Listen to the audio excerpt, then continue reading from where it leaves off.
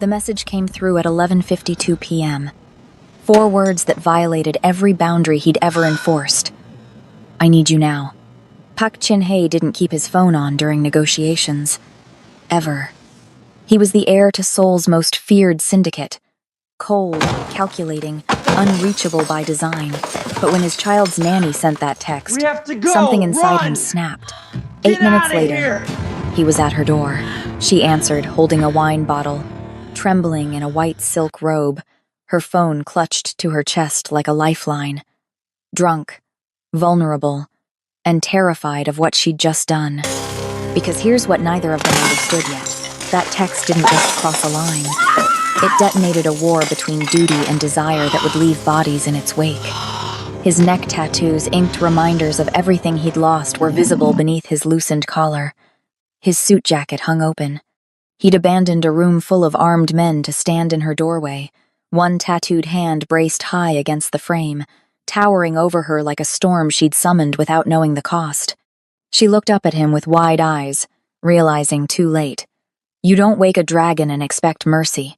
This is what happened when Seoul's most dangerous man discovered his weakness had a name. Subscribe to see how this unfolds and comment where you're watching from. I will love to say hello to you just to know how far our story is going.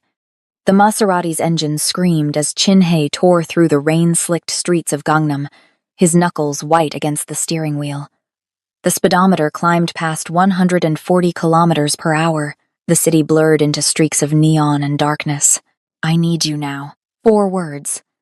That's all it took to pull him from a room where men twice his age were negotiating territorial lines with threats disguised as respect. He'd been mid-sentence when his phone vibrated in his inner pocket, a phone that should have been off, that was off for everyone except 3 numbers.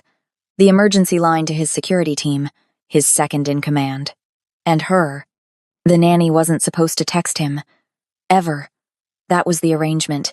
She was paid an obscene amount of money to care for Minji, to exist in the guest wing of his Hanam-dong estate like a benevolent ghost, and to never involve him in the domestic machinery of his own home.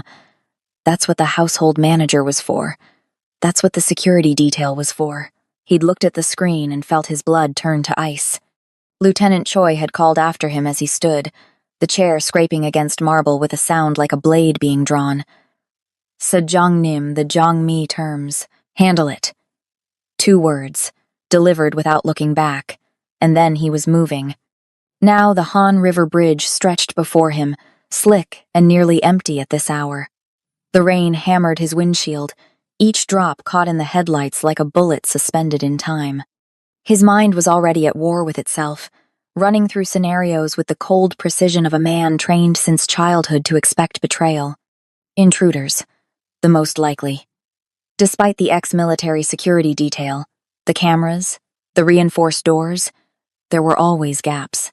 The Jangmi clan had been circling for months, probing for weaknesses.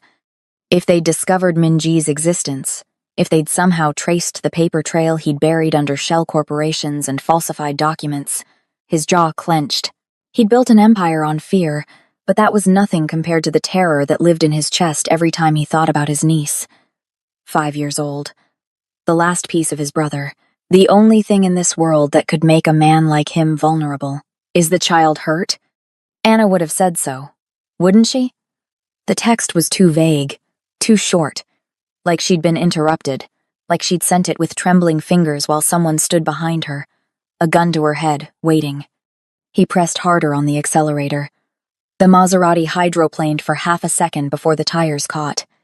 He didn't slow down. The tattoos on his neck felt like they were burning beneath his collar. Names inked in Hangul script, hidden beneath Italian wool and starched cotton during business hours, visible only in moments like this when the veneer cracked.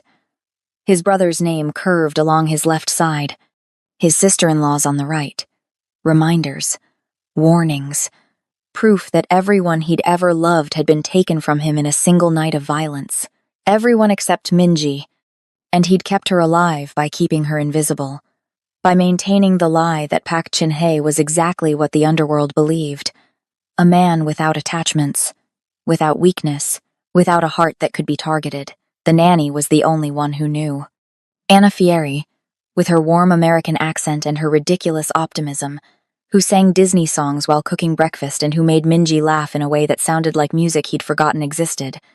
He'd hired her through 6 layers of security screening, threatened her with contracts that would destroy her family if she ever spoke about the child, and then paid her enough money to ensure her silence was comfortable. She wasn't supposed to need him. The tires shrieked as he took the exit too fast, barely keeping the car from spinning out. His security detail was probably scrambling to follow, confused by his sudden departure, but he'd disabled his tracker the moment he left the building. This wasn't a situation for an entourage. If something had happened to Minji, if Anna had failed in the one job that mattered— No, he couldn't think like that. Not yet. The guest wing was separate from the main house, accessible through a private entrance that most of his staff didn't even know existed. He'd designed it that way deliberately. The nanny's apartment was her domain, a space where Minji could be a normal child, where the stench of his world couldn't quite reach.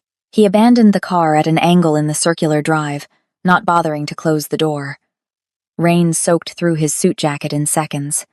He took the steps, 3 at a time, his hand already reaching for the gun holstered at his back, a Beretta 92 FS, fully loaded, safety off. The door was closed. No signs of forced entry. No broken glass, no splintered wood. The security camera above the frame blinked its steady red, undisturbed. That should have calmed him. It didn't.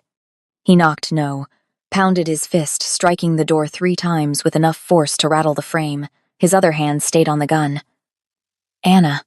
His voice was steel and smoke. Open the door. Footsteps. Slow, shuffling. Not the sound of someone running from danger. The lock clicked. Once. Twice. She was using the deadbolt he'd installed himself, the one he'd shown her how to engage in case of emergency. The door opened. Time did something strange. It slowed, then stopped, then restarted with a stutter. She stood there in a white silk robe that caught the warm light from inside, her natural hair pulled back in a style that had clearly been neat hours ago, but was now disheveled.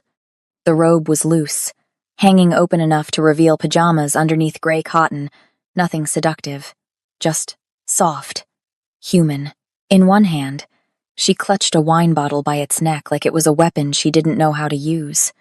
In the other, her blue phone case gleamed, the one with cartoon characters Minji had picked out for her birthday, and she was crying. Not the delicate tears of a damsel in distress. These were the messy, hiccuping sobs of someone who'd already been crying for a while, whose face was blotchy, and whose eyes were red-rimmed, and whose nose was running in a way that should have been unattractive but somehow made her look more real than anyone he'd seen in years. She looked up at him, because even in the doorway she seemed small next to him, and her mouth fell open slightly, wide-eyed shock. Fear, but not of violence, fear of consequence. You, her voice cracked. You came. The adrenaline crash hit him like a physical blow. His body had been primed for war, muscles coiled, heart hammering, every nerve screaming protect, destroy, eliminate, and there was nothing to fight. No intruders, no blood, no broken child, just a drunk woman crying in her bathrobe, holding a phone like a confession. The fury came fast and white-hot. He stepped forward, forcing her back into the apartment, and she stumbled slightly, catching herself against the wall. He filled the doorway completely, one tattooed hand braced high against the frame, the other finally releasing the gun to hang at his side. Rain dripped from his hair, from his shoulders, pooling on her floor. You had to stop. Start again. His voice was too loud, too sharp, edged with the kind of violence that made grown men flinch. Where is Minji? Sleeping. Anna's answer came out small, guilty. She's been asleep since 8. I checked on her 20 minutes ago. She's fine. You texted me, I need you now. Each word was a bullet. During a negotiation. Do you understand what that means? What I thought he couldn't finish. Couldn't say out loud that he'd been imagining his niece's blood on these floors, that he'd broken 3 traffic laws and abandoned $500,000 in negotiations because 4 words from a nanny had made him believe his entire world was ending. Anna flinched, and new tears spilled down her cheeks. I'm sorry. I'm so sorry. I wasn't thinking. She looked at the wine bottle in her hand like she'd forgotten it was there. I needed. What? The question came out harsh. He was still standing too close, looming over her in a way that would terrify anyone with sense. What did you need? She opened her mouth, closed it.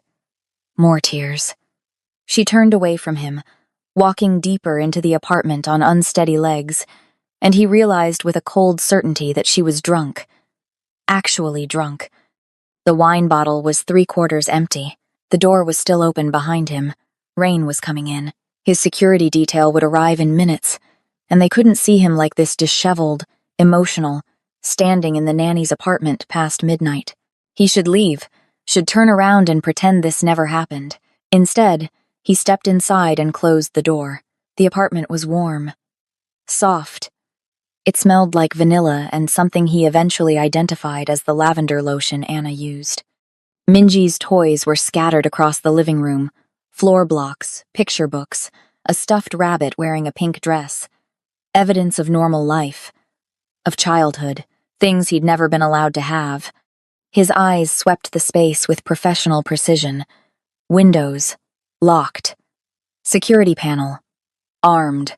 No signs of disturbance. He moved through the apartment anyway, checking the bedroom where Minji slept, yes. There she was, curled under a mountain of blankets, breathing deep and even, completely unaware, and then the other rooms, the bathroom, even the closets. Nothing. No one. Just him and a drunk nanny in the rain hammering against the windows. When he returned to the living room, Anna was sitting on the couch with her face in her hands, shoulders shaking. The wine bottle sat on the coffee table, mocking him. He crossed the room in 3 strides and picked it up. Cheap Cabernet, the kind you bought at convenience stores. The label was garish. This, he said, his voice still cold but quieter now, is terrible wine. She looked up at him. Mascara streaked down her face, and let out a sound that was half laugh, half sob. I know. If you're going to drink yourself into hysteria, at least do it with something that doesn't taste like battery acid.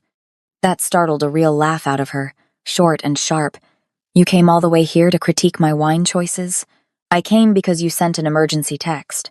He set the bottle down harder than necessary. Want to explain why? The laugh died.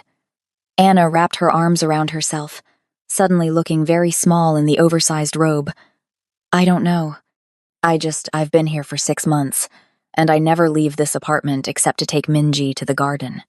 I never talk to anyone except a 5-year-old and sometimes the security guards who won't even look at me because you told them not to. And tonight I felt like I was disappearing, like if I screamed, no one would hear me. She looked up at him, and her eyes were so raw it made something in his chest twist. So I texted you. Because you're the only person whose number I have. And I didn't think you'd actually come. I thought maybe you'd send someone to check on me, or fire me, or I don't know. I didn't think you'd care? The word came out wrong. Too soft. Exist, she corrected quietly. I didn't think you existed outside of those 3-minute conversations in the morning when you ask if Minji is well. You're like a ghost in your own house. And I know that's the point. I signed the contracts. I understand why. But tonight Her voice broke. I'm so lonely. He should leave. This was already too much. Too personal. Too dangerous. He'd confirmed Minji was safe. That was all that mattered. Anna's mental state wasn't his problem. He had a dozen trained staff who could handle this. Could find her a therapist. He sat down on the edge of the couch. Not next to her. That would be too close. But near enough that she could reach out if she wanted to. Near enough that he could smell the wine on her breath and see the way her hands were shaking. I'm going to get you water, he said. It wasn't a question. He stood, moved to her kitchen, found a glass in the cabinet, filled it from the tap. When he returned, she was staring at her phone like it had betrayed her. Drink. He held out the glass. She took it with both hands. Docile. Drank half of it in one go, then set it on the table. You're being nice to me. That's more terrifying than when you yell. I don't yell. You were about to... At the door. I could see it. She looked at him, and there was something clearer in her eyes now, more focused. Your tattoos are showing. His hand went to his neck automatically. The collar of his shirt had come open, the top 2 buttons undone. The edge of the ink was visible above his white undershirt black script against skin that was usually hidden. He should button it back up. Instead, he found himself lowering his hand. Do they scare you? He asked. No. She said it immediately. They make you look human. That almost made him laugh. I assure you, I'm very human. Are you? Anna tilted her head, studying him with the blunt honesty of the drunk. Because most humans don't abandon important meetings to check on their employees. Most humans don't drive like they're running from the devil. Most humans... She gestured vaguely at him. Most humans don't look at people the way you looked at me at the door, like you were ready to burn down the world. He didn't answer. Couldn't answer. Because she was right. And that was the problem. Tell me about the loneliness, he said instead, deflecting. No. She shook her head. You first. Tell me why you came. You texted me. That's not an answer. Her voice was stronger now, less tearful. The water was helping. Or maybe it was having someone to talk to, even if that someone was her employer. You could have called. Could have sent security. You came yourself. Why? Because Minji was all he had left. Because the thought of losing her made him want to set the city on fire. Because he'd failed his brother once and he couldn't fail again. But he didn't say any of that. You're my employee. I'm responsible for your safety. Anna laughed, and it was bitter. Right. The cold, scary boss who never speaks to me, who watches from security cameras and communicates through staff members, who looks through me like I'm furniture. She met his eyes, and hers were fierce now. You don't care about my safety. You care about Minji. And that's fine. That's your job. But don't pretend this is about me. Something in him snapped. You want the truth? He leaned forward, and she had to tilt her head back to keep looking at him. When I saw that text, I thought someone had broken in. I thought they'd found Minji. I thought I was going to walk in here and find... His jaw clenched so hard it hurt. So yes, I came for her. But you texted, which means they would have hurt you first. And that... He stopped. He'd said too much. Anna's expression had changed, softened. You were scared. I'm never scared. Liar. She said it without malice, almost gently. You were terrified. I could see it.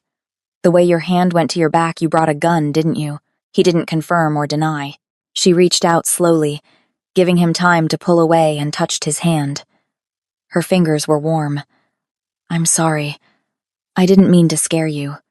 I was drunk and stupid and so goddamn lonely that I thought, maybe if I just... She trailed off, looking at their hands. I don't know what I thought. He should move his hand, should stand up, should leave. He stayed. Tell me, he said quietly, about the loneliness. So she did. It poured out of her in a rush how she'd taken this job to pay off her mother's medical debt, how she'd thought the isolation would be temporary, how she loved Minji with a fierceness that surprised her but couldn't talk to anyone about the child, couldn't share photos or stories or any of the normal things nannies did. How she felt like she was living in a beautiful cage with everything she needed except human connection. How she watched the sun set over Seoul every night and wondered if anyone would notice if she disappeared. And you, she said, and her eyes were on him now, clear and direct, despite the alcohol in her system. You make it worse. Because you're here, technically. You live in the same house. But you avoid us like we're contagious. You speak to me like I'm a robot receiving commands. And I know that's the arrangement. That's what I signed up for. But sometimes I hear you in the hallway, and I think maybe you'll knock. Maybe you'll come in and play with Minji for 5 minutes. Maybe you'll... She stopped, shook her head. I'm not making sense. You want me to be less cold? He said. I want you to be less absent. Her hand was still on his. That little girl draws you pictures. Did you know that? She leaves them outside your bedroom door. I find them there in the morning, still where she placed them, and you never say anything about them. Never thank her. Never. Her voice broke. She thinks you don't love her. That hit him like a bullet. She said that. No, she doesn't say anything about you. Which is worse. Anna pulled her hand back, wiped at her face. I shouldn't have said that. I'm drunk. I'm not. I don't mean to. It's fine. It wasn't fine. Nothing about this was fine. Keep talking. So she did. For an hour, maybe more, Anna vented about the isolation, about how cold and scary he was, about how she sometimes heard him come home late and wanted to ask if he was okay but didn't dare. How she'd started drinking wine at night because it made the silence easier to bear.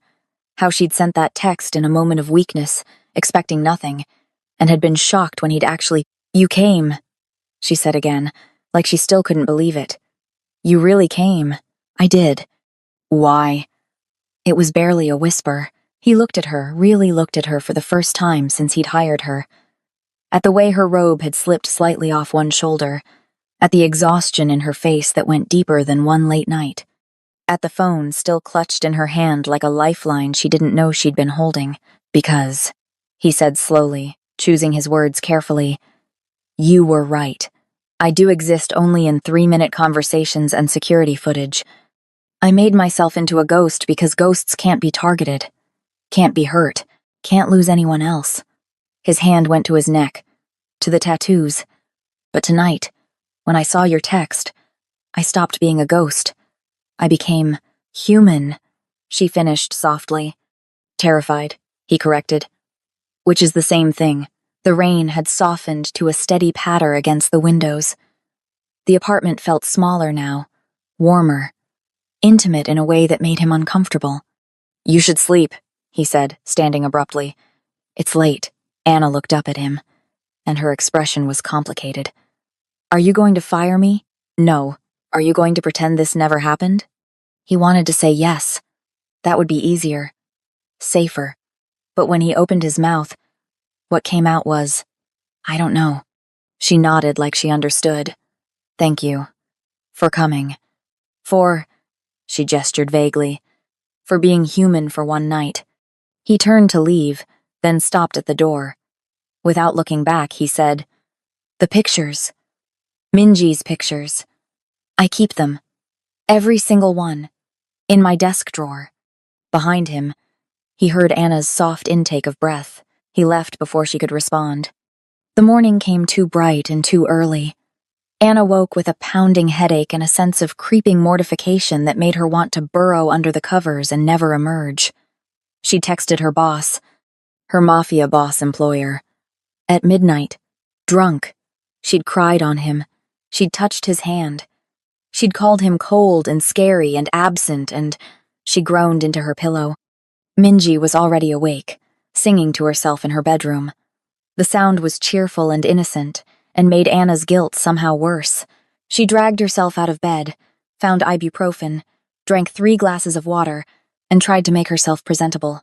The empty wine bottle on the coffee table was gone. The glass of water sat exactly where she'd left it. Had she dreamed the whole thing? Had Park Chin-hye really sat on her couch and listened to her ramble about loneliness for an hour? No. His wet footprints were still on her floor. Evidence. She wanted to die. Minji appeared in the doorway, dragging her stuffed rabbit. Anna, I'm hungry. Of course, sweetheart. Let's make breakfast. They went through the morning routine on autopilot. Anna made rice and eggs, cut fruit into shapes, poured juice. Minji chattered about her dreams, something involving unicorns and ice cream, while Anna tried not to think about the fact that she would probably be fired by lunch. The door to the main house was usually kept closed. It was a boundary, a clear line that said this is your world, that is his. Anna never crossed it unless specifically summoned. This morning, it opened. Anna froze. A piece of strawberry halfway to Minji's plate. Park Chin-hye walked into the kitchen. He walked into the kitchen. A room he had never, in 6 months of her employment, entered during daylight hours. A room she was fairly certain he didn't even know existed beyond an abstract concept. He was wearing a different suit, charcoal gray, perfectly pressed, with a black tie that was knotted with mathematical precision. His collar was buttoned all the way up. The tattoos were invisible again, His hair was styled back from his face, and he looked every inch the cold, untouchable crime boss who negotiated territories over expensive whiskey, except he was in her kitchen at 8:47 a.m., while she was still in her pajamas and yesterday's shame. "Uncle!" Minji's face lit up like she'd been given the best gift in the world. She nearly knocked over her juice in excitement. "You're here! Are you eating with us?" Anna's mouth opened, closed. No sound came out. Chinhe's expression didn't change, but his eyes went to Anna for just a second. Something passed between them, acknowledgement, maybe, or warning, or agreement.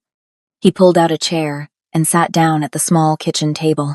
Minji was vibrating with joy, already chattering about her unicorn dreams, while Anna stood there holding a plate and trying to remember how to breathe. Chinhe looked at her again, and this time the corner of his mouth moved. Not quite a smile. Something smaller, more dangerous. "Buy better wine next time," he said. The words hung in the air. Not a dismissal, not anger. Something else entirely. A joke, maybe. Or an acknowledgement. Or a promise that this, whatever this was, wasn't over. Anna set down the plate before she dropped it. "Yes, sir. Chinhe," he corrected quietly. "My name is Chinhe." Minji was oblivious, already trying to show him a drawing she'd made. But Anna understood what had just shifted, what boundary had just been redrawn. She picked up the coffee pot with shaking hands. "Coffee? Please." He took the cup from her. Their fingers brushed. And when he looked at her this time, there was something in his expression that made her breath catch. Not fear, not anymore, but something far more complicated, something that felt like a beginning. The shift happened in increments so small Anna almost didn't notice at first. On Wednesday, Chinhe came home at 7 instead of 11. She heard his footsteps in the main house, the sound of a door closing, and then silence. On Thursday, she found a bag on the kitchen counter when she woke up Reese's peanut butter cups, the kind she'd mentioned in her drunken confession, the kind you couldn't easily find in Seoul. Minji had squealed with delight, thinking they were for her. Anna had stared at the orange packaging and felt something warm and dangerous unfurl in her chest. On Friday, he came for breakfast again. This time he stayed for 20 minutes, listening to Minji explain the complex politics of her stuffed animal kingdom. He didn't smile, but he listened, actually listened. Anna poured his coffee and tried not to think about how his fingers had felt against hers. By the following Tuesday, it had become routine. Breakfast, coffee, Minji's chatter filling the space where awkward silence used to live. And sometimes, not always, but sometimes Chinhe would look at Anna when Minji wasn't paying attention, and his expression would soften in a way that made her forget how to breathe.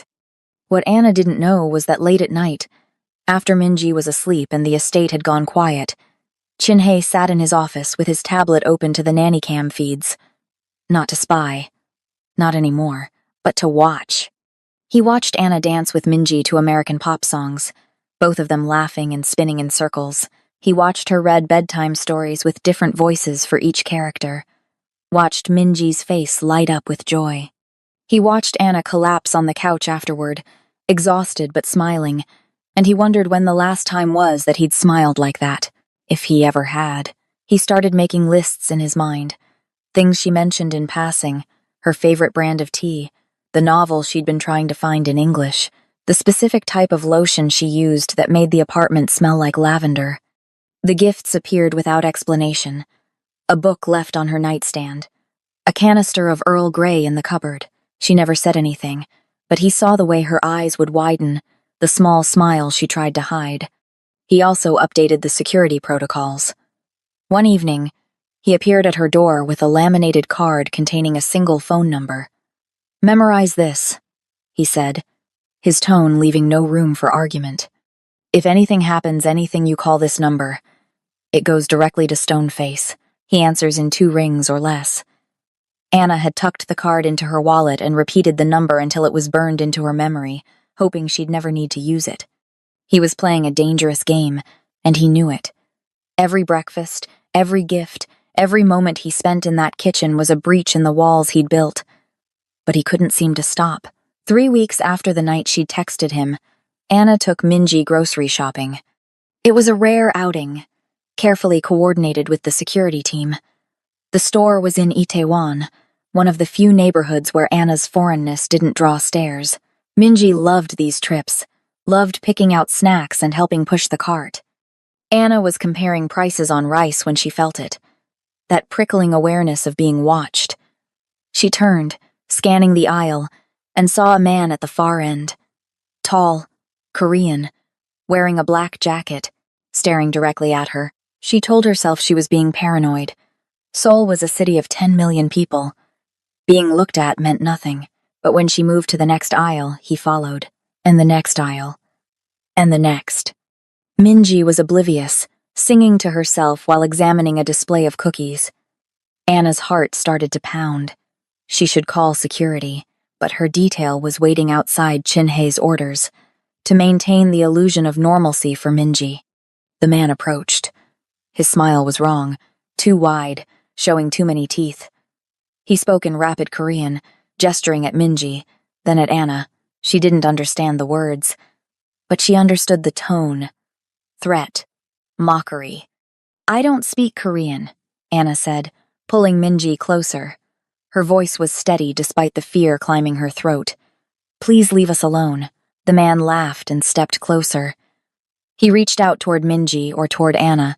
She couldn't tell. And then he was on the ground.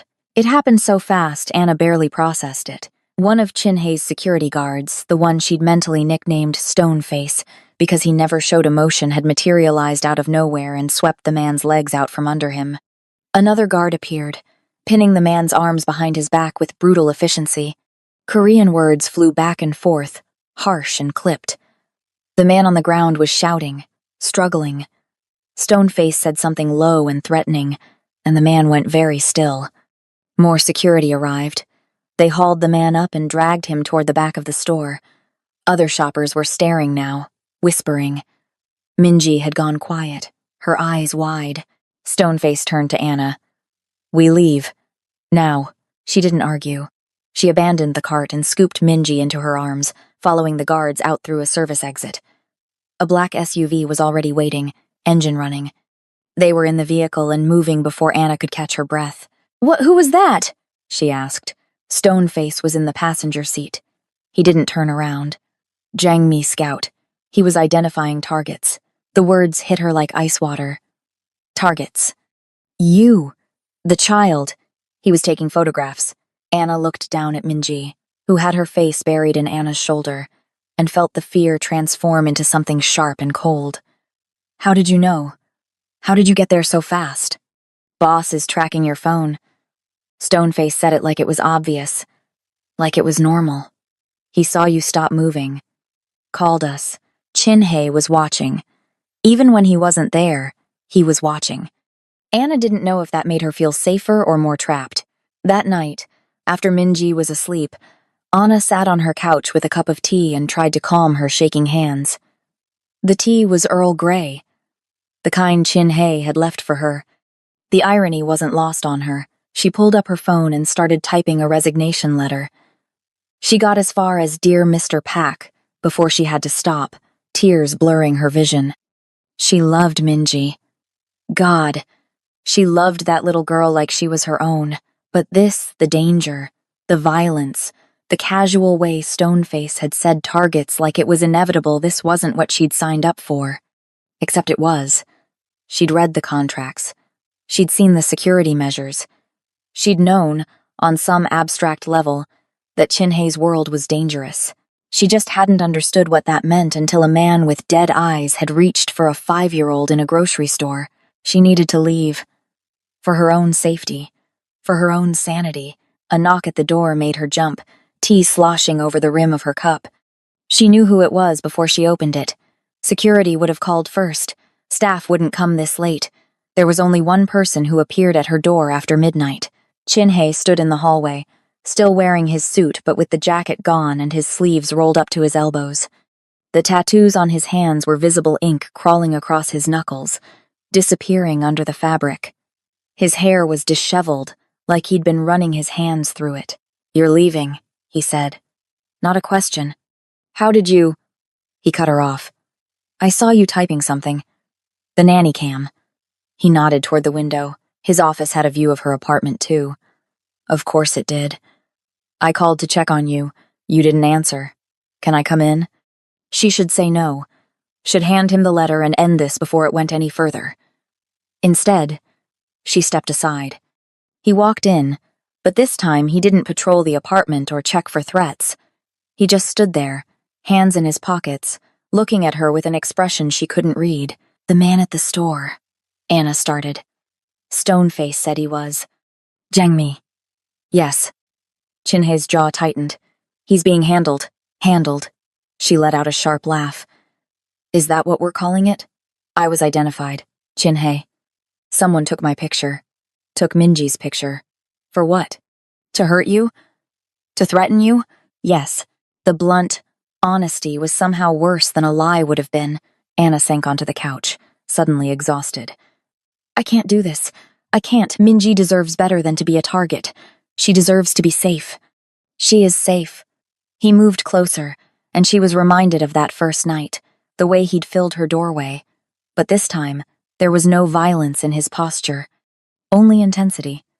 I have 24-hour security. Armored vehicles. Safe houses across the city. She has every protection I can buy. Except normalcy. Except a childhood that doesn't involve armed guards at the grocery store. Anna looked up at him. I'm leaving. I'm sorry. I'll stay until you find a replacement, but I can't. No. He said it quietly, but with absolute finality. You can't stop me from quitting. I can if you listen to me first. He crouched down so they were at eye level, and his hands came up like he wanted to touch her but didn't quite dare. Please. Just listen. She nodded, not trusting her voice. Chinhe reached for his collar. Slowly, deliberately, he unbuttoned his shirt. 1 button. 2. 3. He pulled the fabric aside, revealing his neck, his collarbone, the full extent of the ink that usually stayed hidden. Anna had seen glimpses before, but never like this. Never all of it at once. Names. Dates. Hangul script intertwined with images, cherry blossoms and waves, and a small bird mid-flight. It was beautiful and terrible all at once. My brother, he said, touching the left side of his neck. Lee Jin-ho.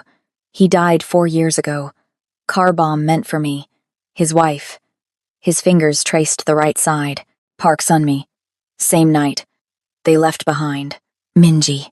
Anna whispered. She's not my daughter. She's my responsibility. My penance. His voice cracked slightly. I failed them. I got careless. And they died. And Minji was at a play date or she would have died too. So I made her disappear. New identity. New records.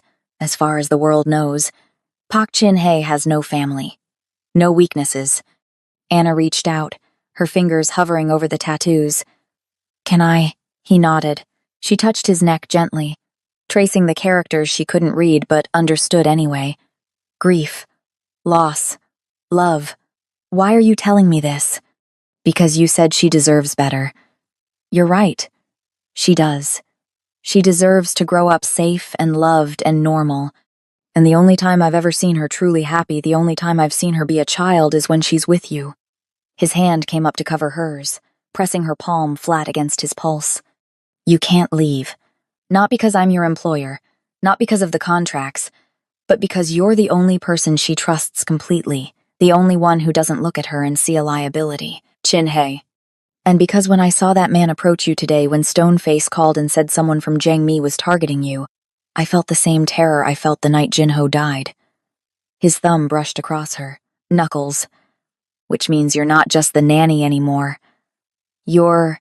He stopped, swallowed hard. Anna filled in the blank herself. A weakness. Mine, he corrected. His other hand came up to cup her face, tilting it toward him. You're mine to protect. Mine to... She kissed him. It wasn't delicate or hesitant. She grabbed his collar with both hands and pulled him toward her, and he made a sound low in his throat like he'd been waiting for this, needing this. His arms went around her waist, hauling her closer, and the kiss turned desperate. He tasted like coffee and something darker. His hands were in her hair, on her back, everywhere. She felt his tattoos under her palms, felt the rapid beat of his heart, and thought wildly that this was insane, dangerous, completely unprofessional. "Stay," he breathed against her mouth. "Please stay." "I'm terrified," she admitted. "So am I." He kissed her again, softer this time. "Stay anyway." So she did. For 3 more weeks, they existed in a strange new equilibrium. Chin-hye came for breakfast every morning, stayed for dinner some nights, taught Minji to play chess and Anna to defend herself basic moves, things that could buy her time if she ever needed it again. They didn't talk about the kiss. But sometimes, when Minji wasn't looking, his hand would brush hers, or she'd catch him watching her with an expression that made her skin flush. It felt like they were building something fragile and precious.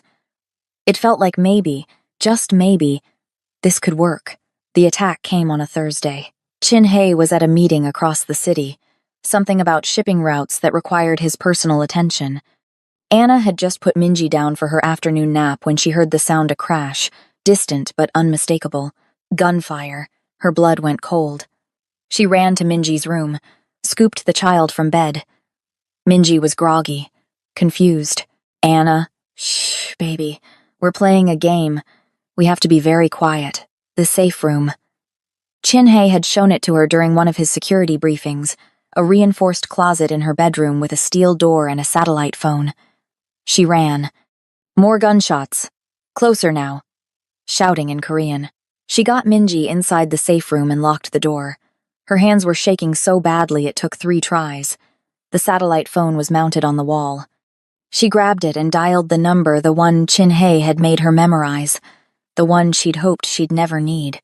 Stoneface answered on the first ring. Status. "They're in the house. I'm in the safe room with Minji. Stay there. Boss is coming." "How many?" The line went dead. Anna heard them in her apartment now. Heavy footsteps. Things being overturned. They were searching. Minji was crying silently, her face buried in Anna's shoulder. Anna held her tight and tried to think. The safe room was secure, but not indefinitely. Eventually they'd find it. Eventually they'd break through. She couldn't just wait. Her eyes scanned the small space. Fire extinguisher. First aid kit. Emergency water. And there, in the corner, a toolbox left by the contractor who'd installed the room. Anna set Minji down gently. "Baby, I need you to be so brave for me. Can you do that?" Minji nodded, tears streaming down her face. "If anyone comes through that door who isn't me or your uncle, you scream as loud as you can. Okay? Where are you going?" Anna picked up the toolbox and felt the weight of it. Heavy, solid. She could work with this. "To keep you safe." She unlocked the door. The apartment was destroyed. Furniture overturned, drawers emptied, glass everywhere. 2 men were in her kitchen, one rifling through cabinets, the other speaking into a phone. Anna's heart was a drum in her chest. She'd never fought anyone before, never hurt anyone. But these men had come for Minji, and that made them enemies in a way her fear couldn't touch. The water on the stove was still boiling from when she'd been making tea. She grabbed the pot with a dish towel and flung the contents at the nearest man. His scream was satisfying. The other man spun toward her, reaching for something at his waist, a gun, but Anna was already moving. She swung the toolbox with every ounce of strength she had. It connected with his head with a sickening crack, and he went down. The burned man was still screaming, clawing at his face. Anna grabbed the wine bottle from the counter, good wine this time, the kind Chin-hye had brought her, and smashed it over his head. Both men were down. She stood there, breathing hard, shaking, covered in wine and adrenaline.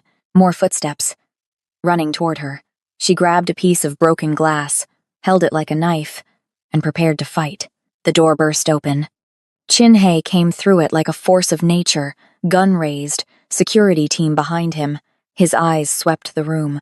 The downed men, the broken furniture, Anna standing there with blood on her hands and murder in her eyes, and something in his expression cracked. "Minji." His voice was raw. "Safe room. She's safe." He crossed the room in 2 strides and pulled Anna against him, one arm crushing her close while his other hand kept the gun trained on the fallen men. She could feel his heart pounding. could hear the sharp inhale like he'd been holding his breath. "You're hurt." He touched her temple, and his fingers came away red. "Not my blood." She was shaking now, the adrenaline crash hitting hard. "They came for her. I couldn't, I had to." "You did." His lips pressed to her forehead, fierce and quick. "You protected her." Stoneface was securing the attackers, zip-tying wrists with efficient brutality. Another guard was checking rooms. The apartment that had been her sanctuary was now a crime scene. Chin-hei pulled back just enough to cup her face in both hands, the gun pressed cold against her cheek. "I need to see her. I need to know." Anna led him to the safe room, unlocked the door with shaking fingers. Minji launched herself at Chin-hei with a wail, and he caught her, gun clattering to the floor as he wrapped both arms around her. He sank to his knees, holding her, checking her for injuries with hands that trembled slightly. "I'm okay, Uncle," Minji sobbed. "Anna kept me safe." He looked up at Anna over Minji's head, and his eyes were bright with something that might have been tears. "I know," he said roughly. "I know she did." An hour later, the apartment had been cleared. The attackers were gone, taken somewhere Anna didn't want to know about. Security had been tripled. A trauma cleanup team was on standby. Chin-hei hadn't let go of Minji. He sat on the couch with her, curled in his lap, murmuring reassurances in Korean while Anna sipped water with shaking hands. Lieutenant Choi appeared in the doorway, his expression grim. "Sajangnim, the council is convening. They want to discuss the breach. Tell them I'll be there tomorrow. They're demanding tonight." The Jiang Mi attempted assassination. Tomorrow. Chin-hei's voice was absolute. Or never, their choice. Choi hesitated, then bowed and left. Minji had finally fallen asleep against Chin-hei's chest, exhausted by fear. He looked down at her with an expression Anna had never seen before, soft, vulnerable, utterly devastated. "She fought them off," he said quietly. "Anna fought 3 armed men with boiling water and a wine bottle. 2 men," Anna corrected. "And I was terrified the entire time." "You stayed anyway." He met her eyes. "You could have locked yourself in with Minji and waited. But you came out fighting. I didn't think. They were going to hurt her." "Yes." Something in his voice had changed, hardened. "They were going to take her, use her to control me. And they would have succeeded if..." He stopped, jaw clenching. "I'm going to end this. Tonight. The Jiangmi wanted a war. They'll get one." Chin-hei. He stood carefully, Minji still sleeping in his arms. "Tomorrow, every organization in Seoul will know that Anna Fieri is under my personal protection, that harming her is the same as harming me. That she is..." He paused, then said it clearly, deliberately. "That she is mine." Anna's breath caught. "That will make me a bigger target." "No." His smile was sharp and dangerous. "That will make you untouchable. Because anyone who tries will face the full weight of Gyum Ryong, and they'll learn what I do to people who threaten my family." "Your family," she repeated softly. "Mine." He shifted Minji gently. "Both of you. If you'll have us." Anna stood, crossed to him, and kissed him softly. "I already texted you. I need you now once. Seems a little late to back out." His laugh was quiet, almost surprised. "You'll stay? Even after today?" "Especially after today." She touched his face, tracing the line of his jaw. "Someone has to teach Minji better chess strategy, and someone has to make sure you eat breakfast." "And someone," he murmured against her lips, "has to remind me what it feels like to be human." "We can work out a schedule," she said, and kissed him again. Outside, Seoul glittered in the darkness. Somewhere in the city, the Council of Elders was gathering. Somewhere, the Jiangmi clan was planning their next move. Somewhere, violence was waiting. But in the ruins of Anna's apartment, with Minji sleeping peacefully and Chin-hei's arms around her, Anna felt something she hadn't felt in months. Safe, seen, home. The war was coming. Let it come. She'd already proven she knew how to fight.